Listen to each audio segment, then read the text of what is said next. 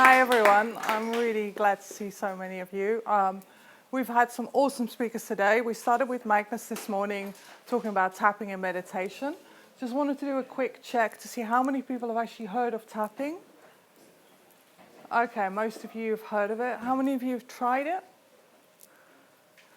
Okay, a few less. Okay, so the way that I tap is a little bit different. I'm going to show you some techniques that you can use in the field, so to speak, that you can use on the tube while you're on the phone, if you're waiting for a job interview, anything where you're getting a little bit nervous, okay? So what I'm going to do is I'm going to introduce myself, I'll give you a little bit of background, and then I'll take you through some history of tapping, and then we're going to show you how to actually do some tapping on yourself. So I have a background in complementary therapies. I studied Reiki, massage. In 2004, I came across tapping. I went to a talk very similar to this, and I tried it, and I thought, wow, that sounds great. Then I actually saw a therapist, had a couple of tapping sessions, and I found it literally life-changing. I was dealing with getting over a divorce, and I found that a couple of tapping sessions helped me release a lot of that trauma that I'd had. And then I thought, wow, I have to learn how to do this. I have to train. So I trained, and here we are, 3 or 4 years later, here we are. So one of the areas that I focus on mainly with clients is helping them with performance, helping them with issues where they have public speaking issues, where they have any kind of issues with, even if they're professional singers, sports people, and also I help people with confidence in general. As we've heard a few people say today, if somebody has said something to you years ago, you've kind of downloaded that thing, so you might think, I'm no good at public speaking, or I'm no good at maths, or I can't draw.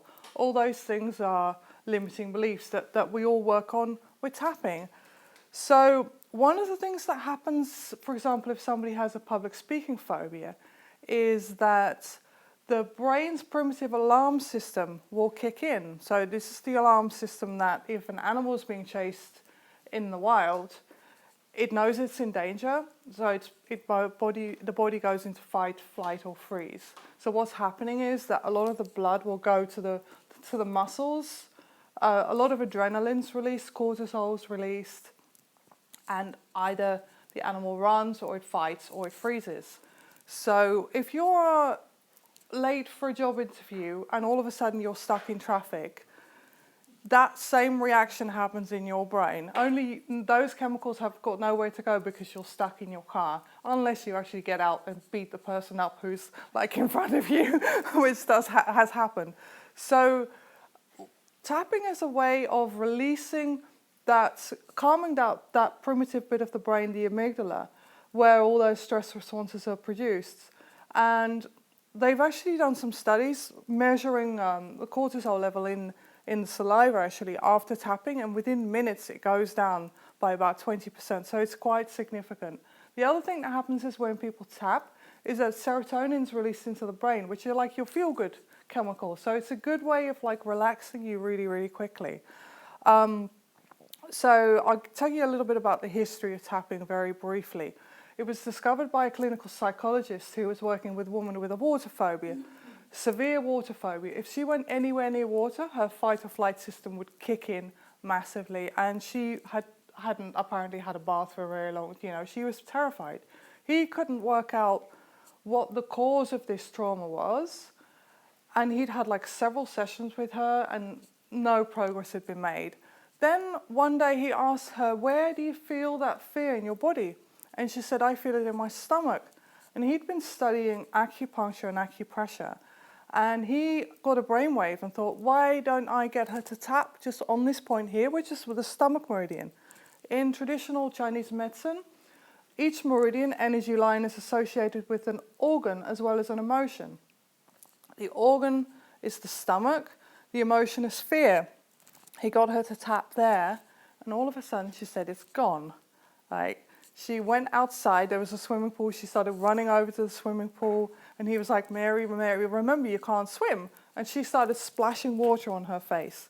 Now that's an amazing story, and we call this in the tapping world, we call this a 1 minute wonder, because it doesn't always happen like that, but it can happen very, very quickly.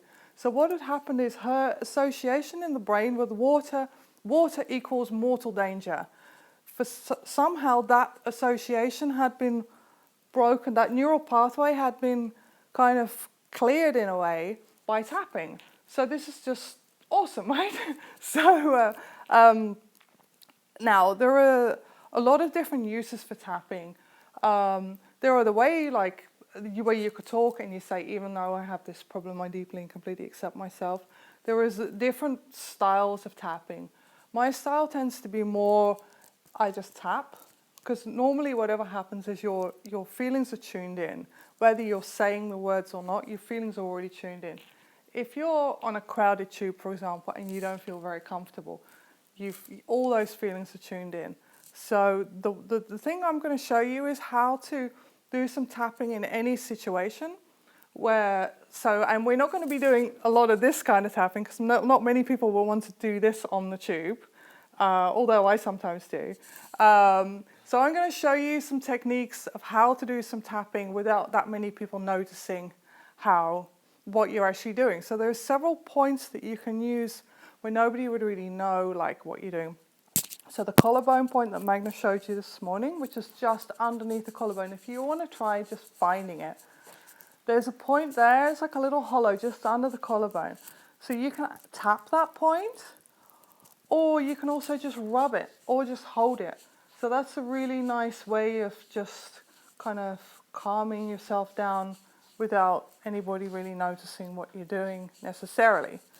The other way that you can tap is there's a lot of finger points, which Magnus showed you this morning. There is a way of tapping where you use the thumb of the same hand. If you want to try this with your dominant hand, the thumb of the same hand, and then you tap on the point of the next finger down, and the next finger down, and the next one down, and the next one down, and then you go back up again.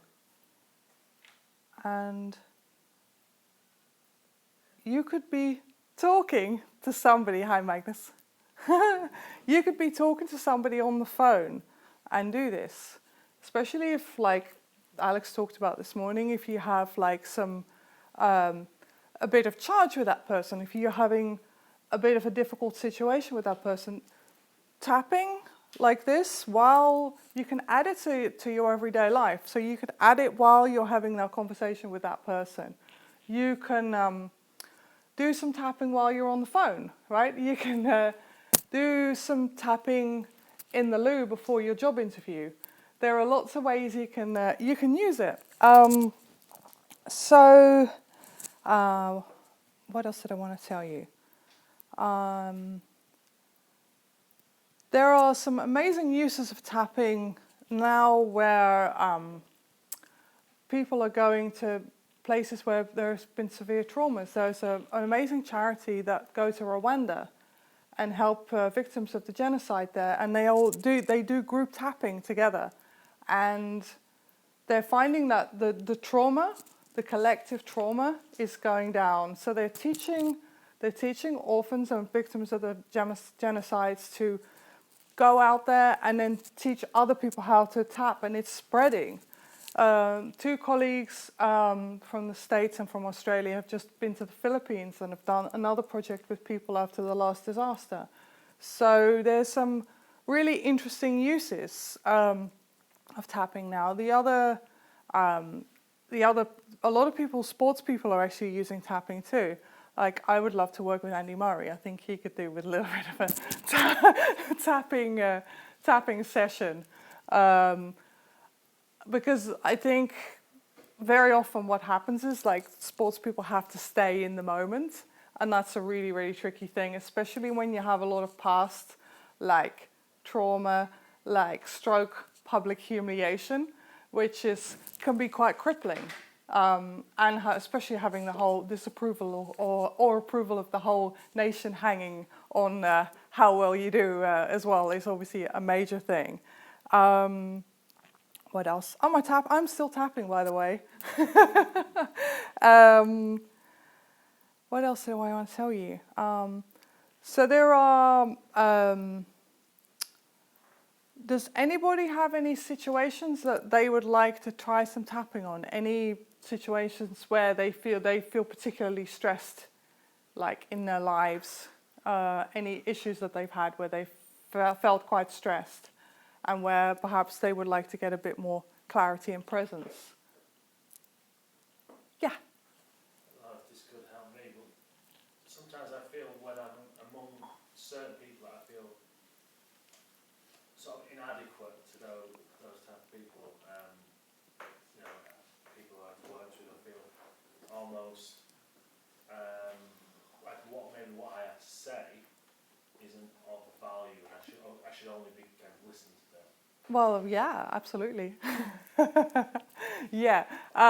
So that's your like, it's a bit of your belief, right? What's happening there is that you have this belief that perhaps you're not in quite the same league as those people, right? And that belief, your brain has actually formed that belief because it's trying to keep you safe, right? The idea of like public, the feeling that you might make a fool of yourself in public, this goes for everybody in the whole wide world, is such a strong feeling because it links back to tribal, like the tribal system, where if you made a major mistake, you were out. And then that would be, you could starve, right? So those things, that belief that you actually got there is actually trying to keep you safe. So the first thing to do there is to actually try and accept, thank your subconscious and say, thank you so much for trying to keep me safe, because that's what it's trying to do, right? And then the next step is to actually get, because what's happening is the subconscious brain isn't that, like logically you know, right? You know that it's not actually the case, right? That you have valid things to say, but that bit of you that's trying to keep you safe is saying, oh no, don't do it. So there are ways of just tapping on that, and then there is a way of, as you're thinking about that situation now, like you're there with those people, right? You don't quite know what you want to say, like maybe you shouldn't. Is there a feeling in your body as you're thinking about that? Yeah, it kind of just across my chest. Okay, and how does it feel? It's almost like anxiety, so it's kind of also restricted sort of. Does it feel, it feels tight? Yeah. Okay, it feels tight, and does it feel hot or cold? Not necessarily. Okay, so you've got this tightness in your chest as you're thinking about it. So that's one way you could tap. We just like Alex was talking about this morning, the first step is to actually just accept like that feeling and just do some tapping. You could just tap through the points. I mean, everybody can just tap along to the eyebrow point here. You just do that now, actually. Just tap along with me and just focus on that feeling in your chest and don't try and change it at all. So you've got this tightness in your chest. And then go to the eyebrow point, the side of the eye point. And then under your eye. And just keep just focusing on that feeling. Everybody take a breath. Okay, now under the nose.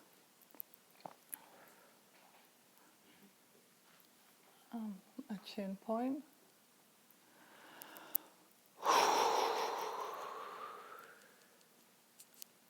And the collarbone point. Take a nice easy breath.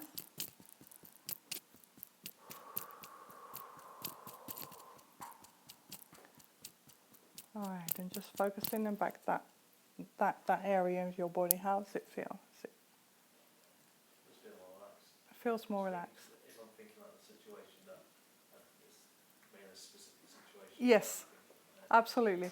So this is that's really nice. Just you see, like in a few seconds, by just adding the tapping to your, basically you're adding the tapping to your awareness, right? That's what you're doing.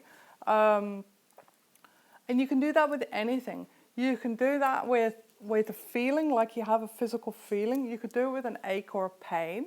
Then you could also ask that feeling, if you have a physical symptom, for example, like you have a pain in your knee, you could do this a very similar thing. You could ask that feeling in your knee, what are you trying to say? What's your message? And something might come to you, right? Or you might feel like, you might have a pain in your knee and it might feel like hot. So then you can ask yourself, what would be the emotion associated with it? And something might come up. It might be like frustration.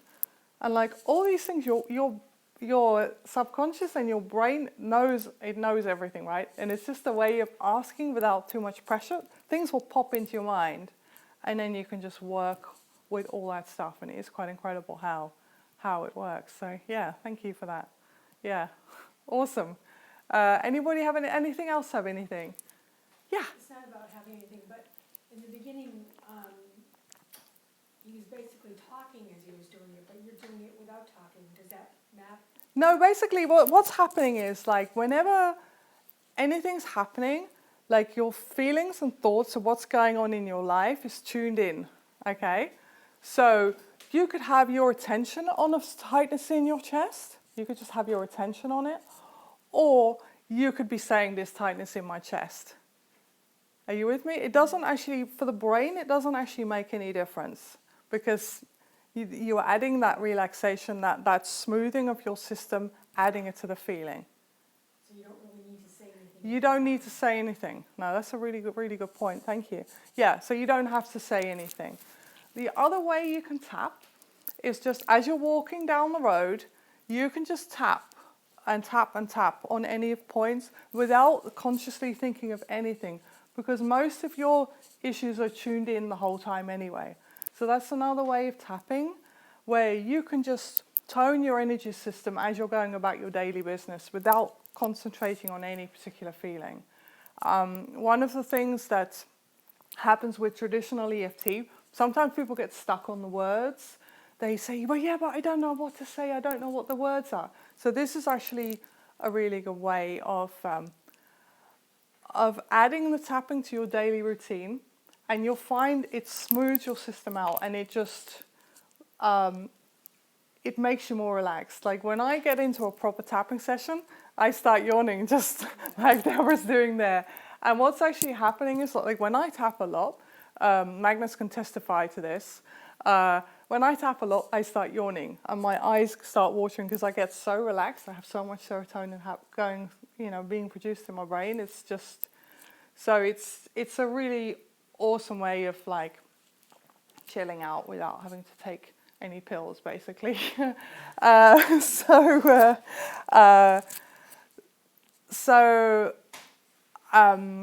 anybody have any questions before we wrap up? Wait, 2 people. Okay, boom.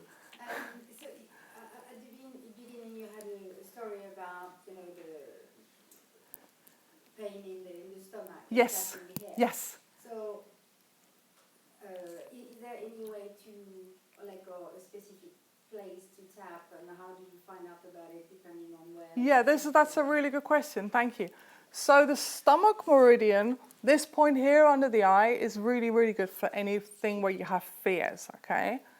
And there is another point under the eye, under the nose here, this one, the embarrassment and shame. However, the thing that's been found to work is if you find 4 or 5 points that work for you, that you like, you can just tap them in any order and it tends to work. Like the collarbone point for a lot of people is really nice. There's also a bonus point, which is just above the wrist crease here, which I find really relaxing. There are 3 meridians running through there, including the heart meridian. So that's a really nice soothing point.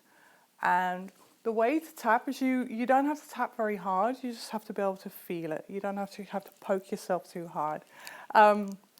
I've got some cards on the table with all the tapping points on, so feel free to take those, all of you. And then, the other thing I wanted to say was that the feeling, like the feeling you were talking about, this woman had like a fear, and she could feel that fear like in her stomach, okay? So there is definitely association, different areas of the body. We all know that feeling of like the tightness in the chest. like, you know, sometimes you get really, really stressed. I know when I've been studying a lot, I've had this, where all of a sudden your brain is just, you can't think properly, right? And what's happening there is that a lot of the blood goes out of your frontal cortex into the bit of your body that will help you run away, right? So when you're the most stressed, your creative thinking goes completely out the window. So tapping is a really awesome way of like trying to just regulate all that so you can be more present and more clear. So yeah, anybody else have any? Yes? Just a practical question. Yes. I notice you only tap on one side of your body. Yeah. Is it significant? It's just because I'm holding a phone with the other hand. You can tap either side, both sides. So there's a central meridian that runs through, like, which is why we only have, like, you only have one under the nose, right? But you've got two eyes, two eyebrows. So the hands, it's whatever works for you. You can, as Magnus said this morning, you can tap both sides, either side. It's... What if you do it simultaneously? Is it Go for it. Be twice my as guest. Knock yourself out. Absolutely. Awesome. Thank you so much. Thank you. Thank you.